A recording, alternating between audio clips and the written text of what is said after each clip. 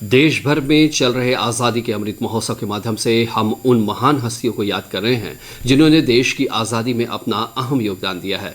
इसी कड़ी में पेश है बिहार के स्वतंत्रता सेनानी योगेंद्र शुक्ल और जतिन बाघा की कहानी।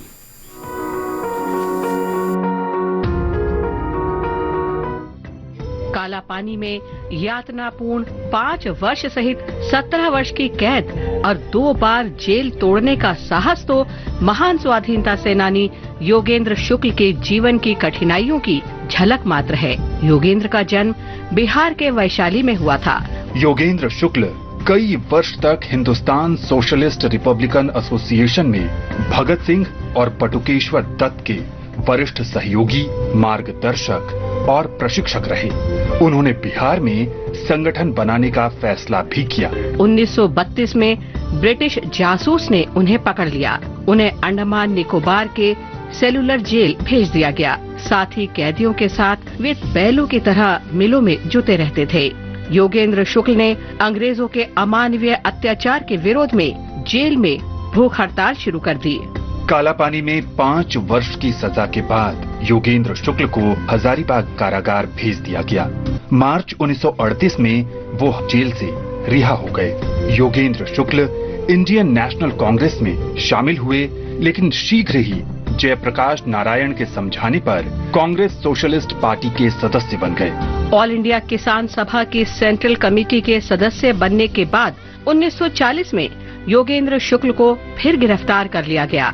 1942 में जब भारत छोड़ो आंदोलन का आह्वान किया गया तो उन्होंने जेल से ही इसमें हिस्सा लिया। साहसिक कदम उठाते हुए वे जयप्रकाश नारायण और अन्य सहयोगियों के साथ मध्य रात्रि को जेल की दीवार फांदकर फरार हो गए। चूंकि जयप्रकाश नारायण बीमार थे, इसलिए योगेंद्र शुक्ल ने उन्हें कंधे पर उठा लिया और गया तक करीब 124 किलोमीटर दूरी तय की। योगेंद्र ने मुजफ्फरपुर में भारत छोड़ो आंदोलन का नेतृत्व किया। उस समय उनके कुछ साथी मुजफ्फरपुर जेल में कैद थे। यहाँ भी योगेंद्र ने जेल तोड़ने में उनका नेतृत्व किया। अंग्रेजों ने योगेंद्र शुक्ल की गिरफ्तारी पर बड़े इनाम की घोषणा की थी। बड़ी मुश्किल से अंग्रेजी हुकूमत ने उन्हें छल के सहारे गिरफ्तार किया। 1946 में स्थानीय सरकार के दबाव में अंग्रेजों ने बाद में उन्हें रिहा कर दिया।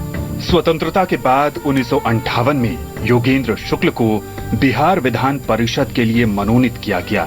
वे 1960 में मृत्यु पर्यंत गरीबों के हित के लिए सक्रिय और मुखर रहे। राष्ट्र के लिए उनके प्रेम और समर्पण को याद रखना ही संभवतः मातृभूमि के महान सपूत को सच्ची श्रद्धांजलि है।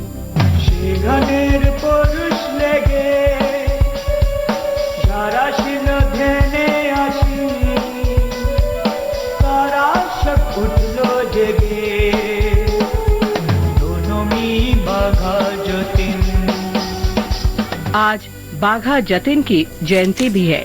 जतिन्द्र नाथ का जन्म अविभाजित बंगाल के नदिया जिले में हुआ था। उन्हें बाघा इसलिए भी कहा जाता था क्योंकि उन्होंने रॉयल बंगाल टाइगर से लड़कर गांव वालों को बचाया था और कटार से बाघ को मार गिराया था। श्री अरबिंदो ने जतिन को सीक्रेट सोसाइटी बनाने का निर्देश दिया। वो सीक्रेट सोसाइटी जुगांतर के नाम से जानी गई और बाघा जतिन उसके कमांडर इन चीफ बने। जतिन ने अनेक युवाओं को प्रेरित किया। उन्होंने कहा था, आमरा मोरबो जगत जाग पे, मतलब हम राष्ट्र को जगाने के लिए बलिदान देंगे।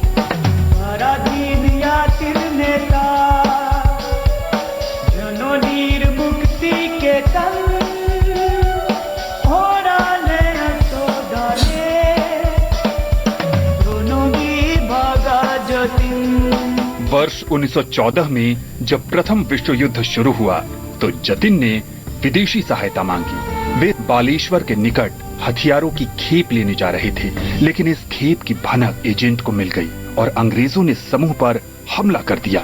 जतिन और उनके समूह के सदस्य बहादुरी से लड़े, लेकिन बाघा जतिन इस लड़ाई में गंभीर रूप से घायल हो गए और अगले दिन बालेश्वर सिटी अस्पताल में उन्होंने अंतिम सांस ली।